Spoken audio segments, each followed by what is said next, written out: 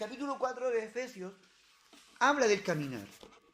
Y ya Pablo mirando la posición, mirando que está todo dispuesto, viendo que estamos en un estado de vida, sentado a la diestra del Padre, Cristo Jesús, Pablo dice, yo pues preso en el Señor, estoy leyendo el capítulo 4 de Efesios, versículo 1, y prácticamente yo creo que íbamos a leer hasta todo, casi todo. Yo pues preso en el Señor, os ruego que andéis como es digno de la vocación con que fuisteis llamados. Este fue un llamado de Dios. Un llamado de Dios. Dios nos llamó como un Jesús llamando a un Lázaro. ¡Lázaro! ¡Sal fuera! Y el Lázaro muerto, después de 4 días, sale. Después tuvieron que desenvolverlo, ¿no? Tuvieron que quitarle todos los lienzos. Pero sale. De la misma manera Jesús nos llamó cuando estábamos muertos en nuestros delitos y pecados y nos dijo, ven fuera, ven a la vida y nos posiciona en torno a la vida. ¿Para qué? Para que caminemos en vida. Entonces, ahora Pablo, de acuerdo a esa posición que nosotros tenemos en Cristo, él dice, yo pues preso en el Señor, quiero que andéis. Y ahí andar, ya saben cuál es la palabra. Peripatear. Andar, caminar alrededor. Pero caminar como es digno, estar a la altura de las circunstancias. Comportarse de acuerdo a la posición, al poder, a la autoridad y a la identidad que tenemos en Cristo. De poder caminar de acuerdo a eso. Y ahora, antes que él diga, yo quiero que andéis, él dice, yo estoy preso en el Señor. Es decir, Pablo no está hablando desde una posición cómoda. Pablo no está hablando desde la inexperiencia, desde la teoría. Pablo no está desafiando a la iglesia de Éfeso a que tome una conducta o viva de una determinada manera que él no ha experimentado. Está hablando un Pablo comprometido con la causa, un Pablo que lo está dando todo por el Señor, un Pablo que se está quemando en el Evangelio, un Pablo que está asumiendo una identidad tan profunda, está hablando desde sus convicciones, un Pablo que vive de acuerdo a sus convicciones. Él desde esa posición está diciéndole a los demás, anden como es digno. ¿Sí? Si a mí alguien me viene a decir, Johnny, mira, compórtate, y yo lo veo que no se está comportando, yo diría, ¿tú con qué cara me lo dices? ¿No? Bueno, Pablo tenía la cara para decirlo. Porque él comienza diciendo, yo soy preso en el Señor. Y ese preso tiene dos connotaciones, tiene dos que van muy bien unidas, porque Pablo estaba en la cárcel. Estaba preso por causa de Cristo, pero estaba preso por causa de Cristo, por predicar el Evangelio, por dar testimonio, pero a la vez era preso de Cristo.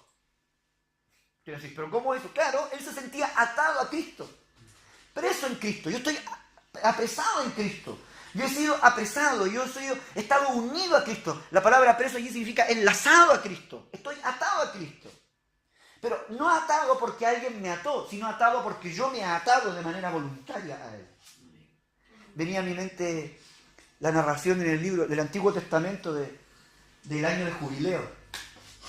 Cuando el año de jubileo los esclavos tenían que salir libres. A tiempo atrás, creo que años atrás hablamos de eso. Y llegaba el año de jubileo, llegaba la fecha y todos los amos tenían que dejar sus esclavos libres. Porque se supone que ya la deuda quedaba cancelada. Entonces los amos llamaban a todos los esclavos y le decían, vengan aquí. Tu deuda está cancelada, te puedes ir. Llévate a tu mujer, llévate a tu hijo. Lo que han nacido durante estos últimos 7 años, porque cada 7 años era el año jubileo, te lo puedes llevar. Pero la Biblia dice, si algún esclavo decía, mi amo es bueno, yo no me quiero ir, ese esclavo, ¿qué es lo que ocurría con él? El amo le llamaba, muy bien, decía, ¿te quieres quedar conmigo? Muy bien, vamos a llamar a los jueces, vamos a llamar a los ancianos del pueblo y vamos a ir a la puerta de la ciudad y te voy a perforar la oreja con una lesma. Entonces los llevaban a la puerta de la ciudad, a todos estos esclavos. Había un poste allí en la puerta de la ciudad, cogían una lesna que era un hierro así gordito, cosa que dejara, no un piercing chiquitito, no, dejaban un hoyazo así aquí en la oreja, ¿no? Así. Entonces le ponían allí, lo voy a graficar para que usted diga, miren las chicas la cara que va a poner. Le ponían la oreja allí, cogían la lesna aquí, con un martillazo y ¡pum! Buena Vanessa, ¿no? Bonito, ¿no? Salpicaba la sangre por todos lados. No. Quedaba un hoyo así en la oreja. Y esos esclavos cuando paseaban por la ciudad decían, ese es un esclavo. Sí, pero es esclavo voluntario. es un esclavo por amor. Es un esclavo que se ha querido quedar con el amo. Ese amo seguramente es bueno. Ese amo lo ha tratado bien. ¿Quién como ese esclavo que tiene un amo como ese amo, no? Les daba envidia poder tener. Cuando los otros esclavos lo ven, ¡wow! Me gustaría ser esclavo de ese. Pero eran esclavos voluntarios. ¿Sabes? Pablo utiliza mucho esa. Aquí dice preso en el Señor. Otra vez dice yo soy siervo del Señor, ¿no?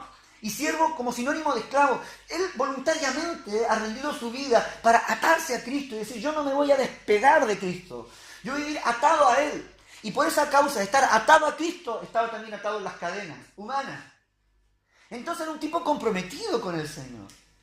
Era un hombre que estaba viviendo, caminando, peripateando con Cristo, andando con Él, de acuerdo a sus principios y sin importar las consecuencias. Él quería agradar a Dios. Entonces cuando de pronto ve a su alrededor, ve a la iglesia de Éfeso, que está posicionada en Cristo, que tiene el poder, la autoridad, la identidad en Cristo, los ve que están viviendo no de acuerdo a la altura. Y esto es como a cualquiera de nosotros, que estamos dando el 100% y vemos a alguien en el equipo que está farreándose la oportunidad, que está bajando el listón, que está viviendo. Yo no sé a ustedes, pero a mí a veces me entra un poco los nervios, ¿no? Y digo, madre mía, yo me estoy quemando y hay otros que se toman la vida como vacaciones, se toman la guerra espiritual, la vida de Cristo con tanta liviandad, cuando hay otros que se están quemando en el Evangelio. Un día le escribí a un primo en Facebook, porque me aburrió las tonterías que ponía, ¿no? Hacía tonterías aquí, allá, en la iglesia, aquí, los presumía en Facebook, yo le escribí ahí.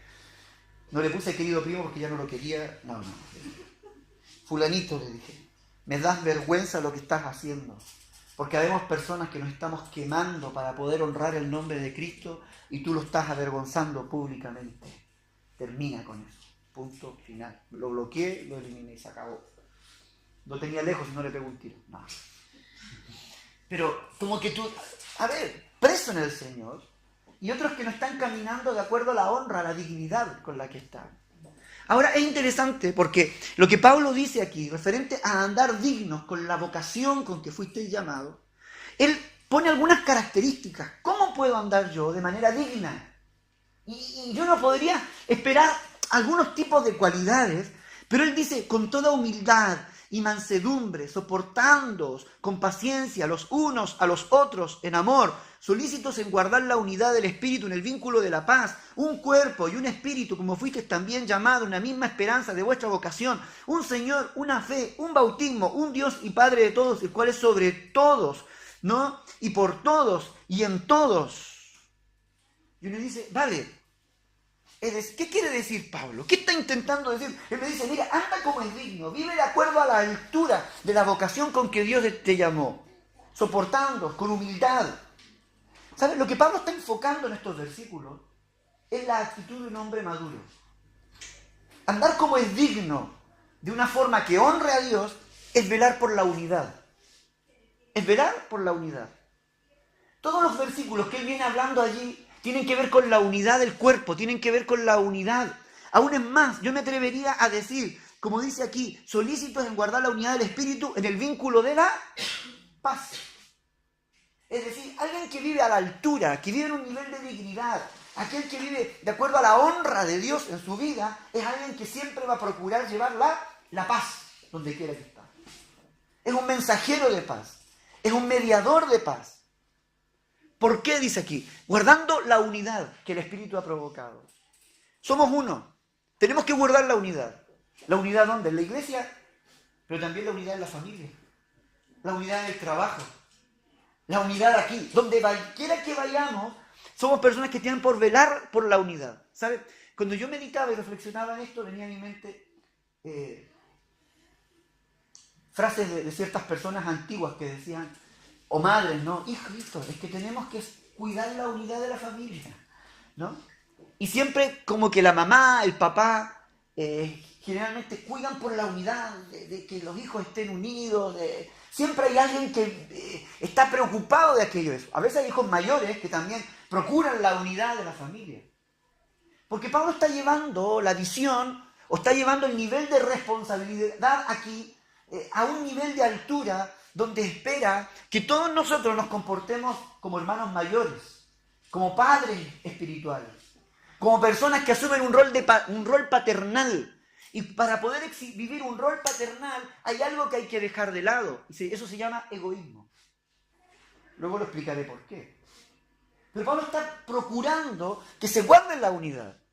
Desde la perspectiva, desde la posición de alguien que asume un rol de autoridad, de alguien que asume un rol paternal sobre los demás y que va a velar para que todo el conjunto se mantenga unido y que está dispuesto a pagar el precio para que todo se mantenga unido. Mire, él describe, ¿por qué? Porque somos un cuerpo, dice. Claro, somos la iglesia, el cuerpo de Cristo. Hay un espíritu, el mismo Espíritu Santo en cada uno de nosotros. Fuimos llamados a una misma esperanza de vuestra vocación.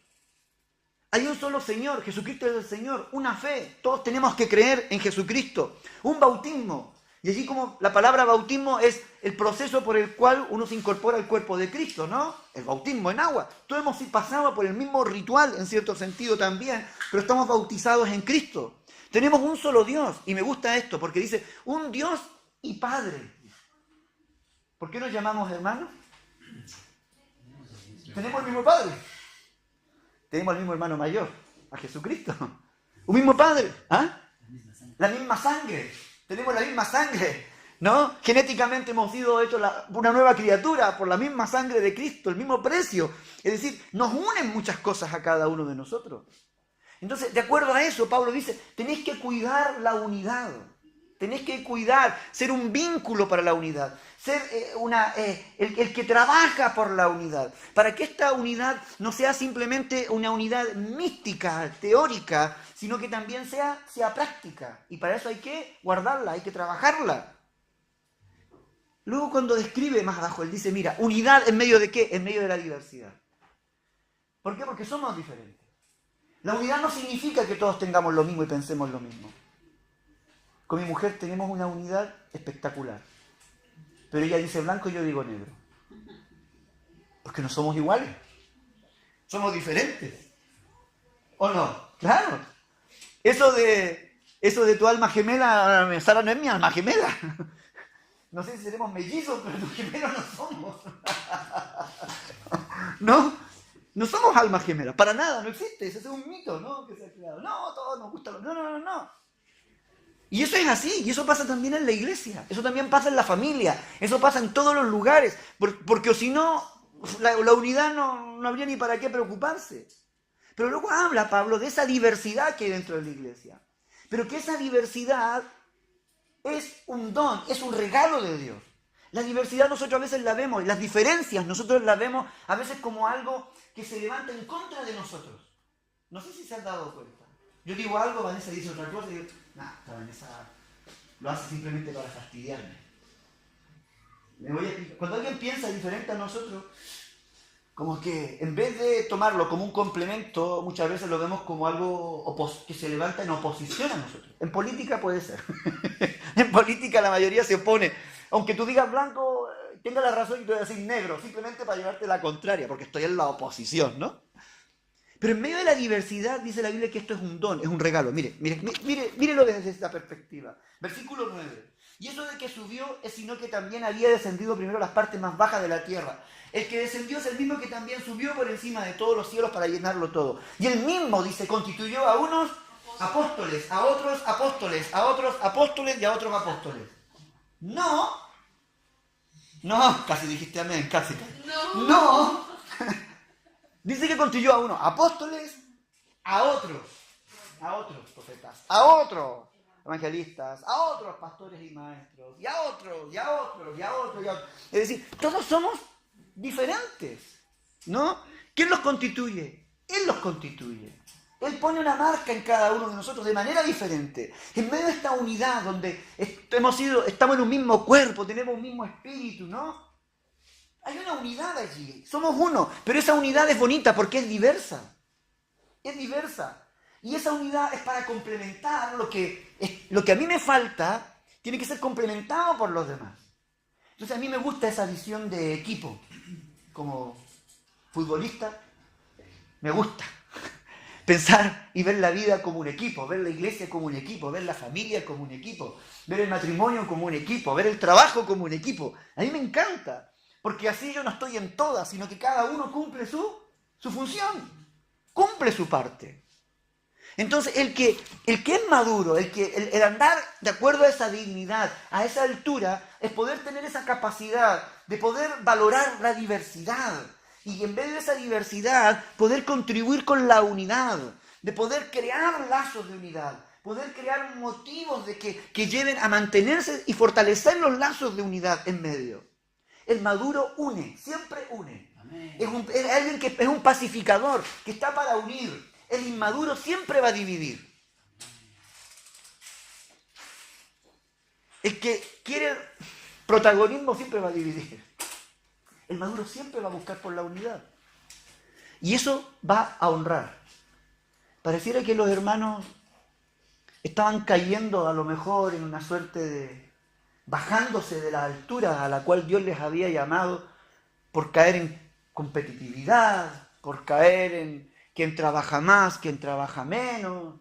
Yo no tengo idea. Tal vez estaban entrando en rivalidades, más abajo lo vamos a ver, no sé. Tal vez habían celos, habían contienda, había falta de perdón, ¿no? Porque todo eso perjudica la unidad. Entonces Pablo dice, guardar la unidad.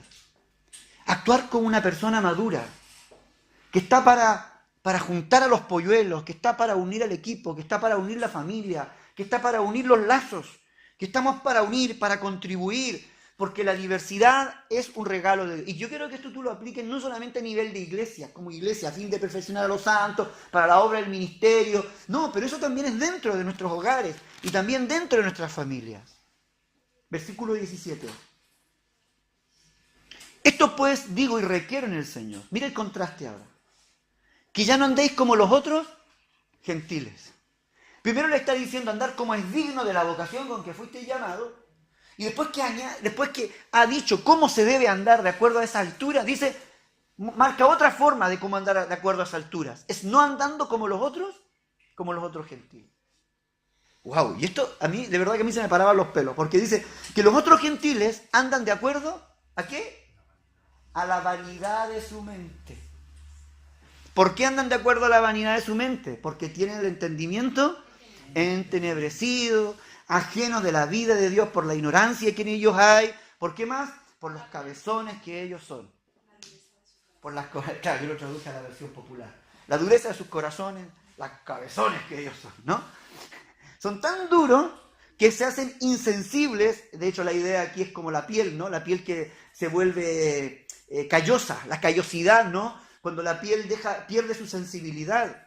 La piel es un órgano un tejido muy sensible, pero cuando se vuelve calloso tú le puedes pasar lija, le puedes pasar piedra, ni lo siente, lo desgasta, pero no le pasa nada. Y esa es un poco la idea aquí. Es tanta la dureza que se vuelven insensibles a la voz de Dios, viven en ignorancia, ¿no? Porque Dios ya pierden la sensibilidad, esa es la palabra correcta, pierden la sensibilidad de todo lo que es Dios para sus vidas. Entonces dice, no andéis como esos gentiles, andan en la vanidad de su mente. Ahora, versículo 19, los cuales después de perder toda sensibilidad, la capacidad de sentir, la capacidad de emocionarse,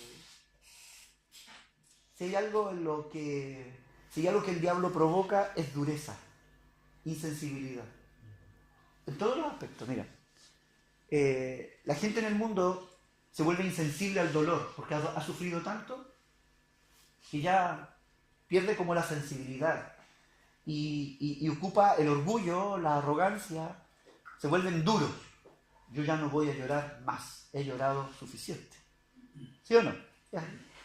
Entonces cuando yo veo a estos hombres ayer llorando como críos, yo decía, madre, bendito Señor, porque esos duros que estaban allí, Señor, esa sensibilidad por fin se ha roto, la callosidad se ha ablandado y has llegado a la piel, has llegado al tejido vivo y has comenzado a tratar con sus vidas, ¿no? Y en la iglesia también ocurre lo mismo. Cuando dejamos de ser sensibles a la voz, yo a veces me pregunto, ¿no? No sé si tú te lo preguntas, yo digo, Señor, ¿cuándo fue la última vez que lloré en tu presencia? ¿Cuándo fue la última vez que me quebranté ante tu presencia? La sensibilidad, por muy natural, la insensibilidad, por muy natural que parezca, ten cuidado, hay que tener cuidado, porque tiene un dejo, tiene un algo de parte del enemigo que lo ocupa para que nosotros nos volvamos personas insensibles. En este caso, ellos se habían vuelto insensibles a lo moral, se habían vuelto insensibles a lo espiritual, porque perdieron toda sensibilidad. Es decir, por donde tú los tocaras ya no había nada que acallara sus conciencias. Sus conciencias estaban muertas. Por eso que se entregaron al libertinaje, dice una otra versión, ¿no? A la lascivia, al libertinaje. Dejaron que sus deseos y sus pasiones se desbordaran libremente. Y lejos de sentir carga, ¿ha visto esos casos? Lejos de sentir carga, de sentirse culpable, presumen en las redes sociales, mandando WhatsApp y diciendo, mira lo que hacemos con esta chica, o mira lo que hacemos con este chico. Lejos de sentir vergüenza, se sienten las manadas, por ejemplo, o no. O para San Fermín, cuánta gente, ¡guau!, levantan esto y aquello, y hacen, los chicos, las chicas, presumen de cosas. ¿Por qué? Porque dan rienda suelta a sus instintos más bajos, porque han perdido toda sensibilidad. Eso es lo que Pablo está describiendo aquí. ¿Y a quién se lo está diciendo? A la iglesia. No andéis como los otros gentiles. No os comportéis como ellos se están comportando. Pero no sé si logran entender la secuencia. Los primeros capítulos están diciendo, mira, tú estás sentado en lugares celestiales con Cristo, en santidad, al lado de un Dios santo. Has salido de la muerte, no estabas corrompido, podrido, ya no dabas para más. Y Dios te ha dado vida, una vida en abundancia, y te ha dado un lugar de autoridad. Eres hechura suya, creado en Cristo Jesús para buenas obras, para que andes en ellas. Ahí estás tú creado. Pero no te comportes como los otros gentiles. Es decir, su dignidad, donde Cristo los había puesto, el sitial donde ellos no estaban andando de acuerdo a ese nivel de dignidad. En primer lugar, porque no estaban cuidando la unidad, no estaban velando por el bien común, no estaban velando por la salud común de todos. Y en segundo lugar, porque estaban teniendo conductas de los otros gentiles. Déjeme añadir una cosita más que aquí aparece, para unirla con lo de antes, ¿no? Se entregaron a la lascivia para cometer con avidez toda clase de impureza. Pero más vosotros, dice, no habéis aprendido así a Cristo, si en verdad le habéis oído y habéis sido por él enseñados conforme a la verdad que está en él. La persona cuando pierde toda sensibilidad, ¿en qué piensa? ¿Piensa en los demás? ¿En quién piensa? En sí mismo. ¿Ve el contraste? ¿Por qué se cae? Cuando alguien cae de la dignidad, es porque deja de pensar en el bien común, deja de pensar en lo que Cristo está pensando y comienza a transformarse en una persona egoísta. Una de las primeras áreas que la insensibilidad provoca o afecta es eso, es la falta de humildad, porque el humilde no piensa en sí mismo, piensa en los demás. Piensa en lo que puede ocurrir, piensa en lo que puede pasar, en lo que le va a herir, en lo que le va a fallar al hermano, al amigo. No, el egoísta no, piensa en sí mismo, en mi bienestar, en cómo estoy yo, en lo que me hace bien, lo que a mí me gusta, lo que a mí me agrada. Entonces Pablo luego tiene que decir, en cuanto a la pasada manera de vivir, despojaos. No me lo estoy sacando para mostrar que había que despojarse, ¿no? ¿De qué? Del viejo hombre. Estás posicionado allí y te tienes que despojar de ese viejo hombre que está viciado conforme a ¿qué? A los deseos engañosos. ¿Qué es lo que es un deseo engañoso? Eso. ¿Qué es un deseo engañoso? ¿Has tenido deseos y tú dices, no, yo deseo esto porque me va a hacer bien? Yo deseo esto otro que me va a hacer bien, pero que al final, lejos de ser bueno, termina dañándote. Ese es un deseo engañoso. Que por lo general son deseos que nacen de nuestra concupiscencia, de lo que hay en nuestro corazón, que nace desde nuestra insensibilidad, como viene hablando antes, nace de nuestro egoísmo. Son deseos, pero son engañosos. No son verdaderos, no son honestos, no son genuinos, no son correctos, no son rectos, no son justos. Son engañosos. Y mucha gente se engaña a sí mismo. Ya voy a cambiar. No cambia. Déjame, que yo puedo. No puedes. Lo voy a intentar. No, es que no. Si no estás con Cristo, sentado en los lugares celestiales, si no estás apegado a Cristo, no lo vas a lograr. Esto no es con fuerza. Esto no es de manera humana. No es con buenas intenciones. No es con lágrimas de cocodrilo. Son con pasos de obediencia, ¿no? De poder vivir, determinaciones que van. Yo esto hablaba ayer con los hombres. Ayer, es que este es un tema de determinaciones. ¿Qué estamos determinando? ¿Qué estamos decidiendo con nuestra vida? Siempre culpamos a los demás por nuestras decisiones. Siempre descargamos en otros nuestras decisiones. Es bueno que nos hagamos responsables de nuestras propias decisiones, como hombres, ¿no? Pero bueno, vestidos del nuevo hombre, creados según Dios, renovados en el espíritu de vuestra mente. ¿Dónde está el problema entonces? Nuestra mente. Porque a nuestra mente le cuesta pensar, no sabe actuar como alguien que está sentado en el trono. A la monarquía la enseñan de una manera diferente al mundo común y corriente. Les ponen a las princesas como al príncipe en su momento. Tienen que haberle puesto maestros diferentes, haberle enseñado ciertos principios diferentes, porque él no era una persona común y corriente. Él tenía que aprender a vivir como un monarca. El despojarnos del viejo hombre y ser renovado en nuestra mente tiene que ver con eso, con aprender a vivir y a pensar como quienes están sentados a la diestra del Padre, como hijos de Dios, tomando actitudes, y eso es lo que tenemos que aprender a renovar. Nuestra mente tiene que ser renovada, tiene que ser cambiada. Nosotros no cambiamos si nuestra mente no cambia. Nuestros deseos van a seguir controlándonos si nuestra mente no cambia. Versículo 25, mire, aquí sigue hilando la idea. Lo voy a leer todo para ir cerrando. Por lo cual, desechando, dice, la mentira, hablad verdad unos con otros. La mentira, el engaño. Porque somos miembros los unos de los otros. Airaos, pero no pequéis, no se ponga el sol sobre vuestro enojo, ni deis lugar al diablo. ¿No? Está hablando de lo que tenemos que hablar, está hablando del temperamento, cómo lo controlamos. El que hurtaba no hurte más, sino trabaje haciendo con sus manos lo que es bueno, para que tenga que compartir con el que padece necesidad. Ninguna palabra corrompida salga de vuestra boca, sino que la que sea buena para la necesaria edificación, a fin de dar gracia a los oyentes.